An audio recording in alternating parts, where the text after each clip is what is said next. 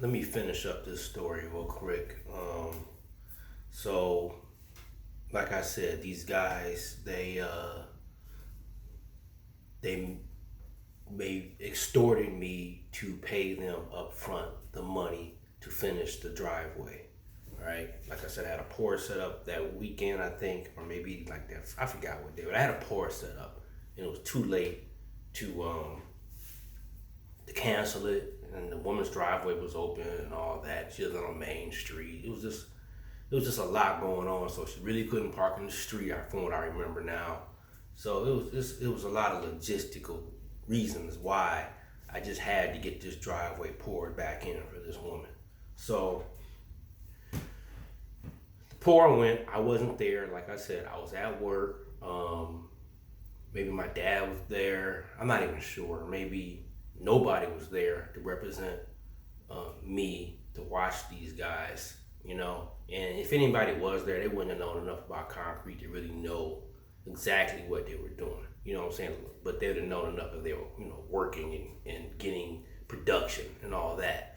So I'll go by there about 4 o'clock, and everything looks pretty good. Everything's straight. I mean, to the visible eye, everything is cool. You know what I'm saying? So I did not collect the remainder of the money yet. I had spent the deposit money already to finance some of the county work, so, and some other stuff. So went by there, looked at it, has to cure and all that. Then I collect payment, you know what I'm saying? So I would say a day later, maybe two at the most, it rained, right? Like I said, the driveway's down, and the portion of the driveway that had to be replaced was past her house. You know what I'm saying? So like side door, driveway, going out to the street and all of that. So, and she had a side door at the area where there was new concrete, part of the area where there's new concrete. And if you don't know anything about concrete, they don't lay it flat. I mean, it looks flat to the visible eye, but when you look at it, if you put a level on concrete, it's sloping somewhere. It's sloping to a drain. It's sloping to the street. It's sloping off to the side to some grass. Like sidewalks are sloping one way or to another, to a gutter, to a swale. It slopes. It's not flat. If it's flat, it puddles water, holds water. You don't want that. Okay, so it rained like a day or two after these guys poured the concrete. You know what I'm saying? And like I said, I needed the rest of this woman's money to continue on everything else I was doing. You know what I'm saying? So sure enough, I get a phone call from this woman. And she's like, I need you to come over here and look at something. Something's wrong. And I'm like, what possibly could be wrong? It look, you know what I'm saying? So I go over there. In front of her side door is a huge puddle of water. Right? So I said, I was speechless. I didn't know what to say. So I took a level. I happened to have a level. No, I think I came back. But I think I just made up. I told her, I said, let me look into this. I didn't say, I was speechless. I didn't know what to say. I was like, well, I don't know why. I mean, I did know why. Because it hit me. It hit me like internally. My feet, internally, I knew what happened. The main guy of the cohorts of the concrete crew, he sloped the concrete to this woman's door on purpose. This dude been pouring concrete for years, so he knew better than that. He's one of the best concrete guys, finishers that I ever dealt with. So he did that on purpose, like a final fuck you to me, F you to me, So, I mean, I made up some excuse to get out of there because I was like having an out-of-body experience. You know what I'm saying? And I think I came back later, like in real early in the morning or later in the evening and put a level on it just to check it. And sure enough, all around, the whole thing was sloped to the woman's door. He sloped the whole slab to her door, which is like terrible. Worst thing you could do. So, like I said at the time, but I did this a few days later, but at the time, let me tell you what I did right after the fact. I went straight to I was having like I had an out of body experience. When I saw that, like I got triggered, like my whole body was just like, I mean, like I went home, went to my apartment, I went and got a baseball bat. And I drove to this dude's house. Like the whole time I was having like an outer body experience of like, I'm gonna get this dude. You know what I'm saying? Like, no. No, this ain't gonna work like that. The whole time I'm driving to his house with this baseball bat, and when I get there, his father comes out. He's a concrete guy too, construction guy. He's older dude. He comes out. You can see I'm like shook, and he's like, I'm like, where's Daryl? Where's dude at? He's like, he's not here. I'm like, where is he at? He said he went to Virginia. Cause I knew he had family in Virginia. I'm like, Virginia? Yeah, he's like, he left town, he moved there. You didn't know that? I was like, no, I had no idea. I was like, no. God is my witness. That day at that driveway was the last time I ever seen him. That was 20 years ago. And about twice a week I would drive by his house just to make sure he wasn't there. I did this for like a month or two.